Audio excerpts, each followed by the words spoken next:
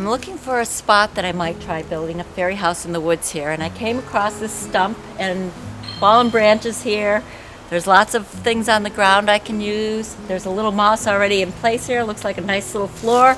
We can make this little entrance in the recess of this old stump here, tree. And I think this has a lot of things I can build with very easily. Build out and make this quite a palace for a little fairy to come or their friends to live in. So one of the things you want to start with is your structure. And structure generally is, in the woods, is pieces of branches, twigs that have fallen down, sticks, strength, just like we have in our own home. So I'm going to start building kind of like a lean-to out from this little recess. I like to get a kind of a roof started here so the fairies or their friends will have some shelter from the rain, maybe the wind, if I can get it strong enough.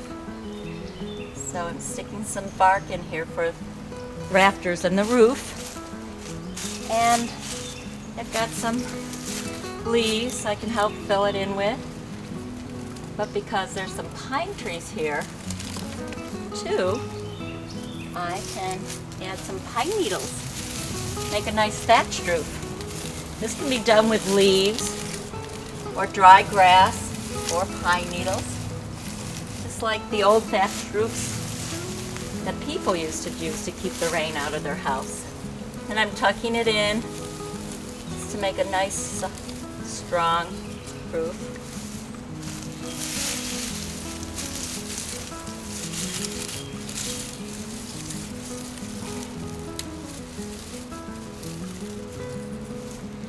And I think I should build up the sides a little bit more with some sticks.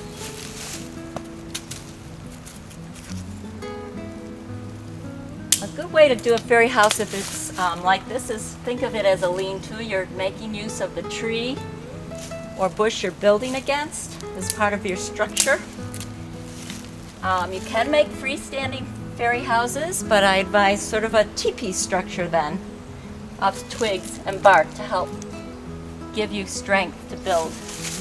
We have some great pine cones here, and I like pine cones. They look, you can set them around your fairy house like little fairy trees, help kind of create interest outside to the front door. There you go, like little bushes.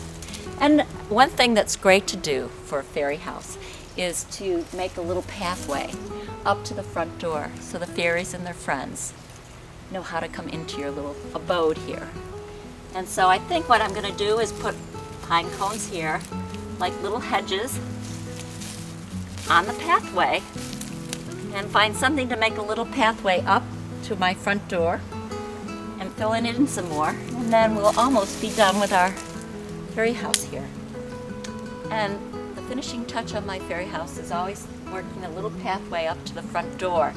I find that it catches your eye and leads you into it, as hopefully it does the fairies and their friends.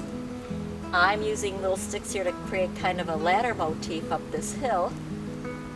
You could use stones and do a little stone pathway or one out of acorns. I've lined it with the pine cones for little fairy trees. But I think this finishing touch of a little pathway is perfect to lead the eye up in.